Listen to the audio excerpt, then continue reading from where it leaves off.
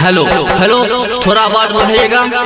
जी हाँ मेरे दोस्तों, हर साल की भांति इस साल भी युवक सरस्वती पूजा समिति आप सभी को हार्दिक अभिनंदन करता है और करता ही रहेगा। साल भर पर आती है,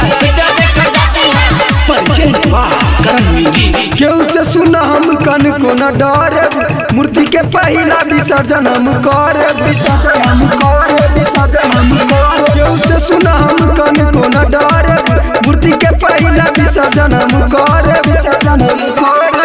जदि आयल रहे रफुआ के टोली टोली हाँ टोली, हम लाइसेंस चाहिए रे। मार देव गोली विसर्जन में जे बोली, मार देव गोली विसर्जन में जे बोली, मार देव गोली विसर्जन में जे बोली, मार देव गोली विसर्जन में जे बोली। हाउ साउंड बोल भाई, मैंने आवाज कम कर होता। हेलो हेलो हेलो हेलो, एक आवश्यक सूचना। हमारे कमेटी के जितने भी सदस्य लोग हैं, आप सबसे अनुरोध है कि जो सबसे पीछे एक लड़का खड़ा है जो लाल टी शर्ट में है, छत पे खड़ी लड़की को लाइन मार रहा है, उसे ये नहीं पता कि ये यादव टोला का फसान है। साल भर पर आती है,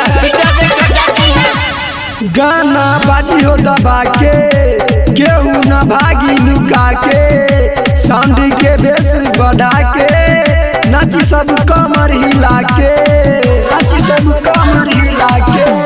गाना बाजी हो दबा के, केहू न भागी लुका के, साउंड के बेस बढ़ा के, नाची सब कमर हिला के।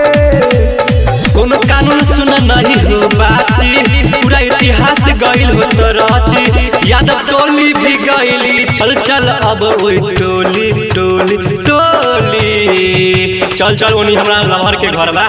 मार देव गोली विसर्जन में जे बोली, मार देव गोली विसर्जन में जे बोली, मार देव गोली विसर्जन में जे बोली, मार देव गोली विसर्जन में जे बोली। बुझला कि ना?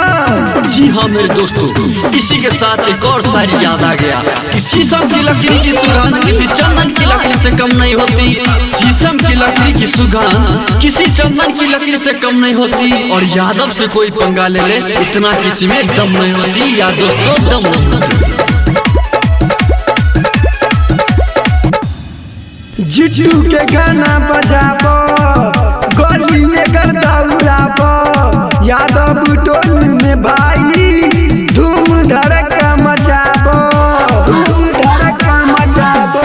छोटू के गाना बजाबो, गोली में गर्दा उड़ाबो, यादव टोली में भाई धूम धड़का मचाबो।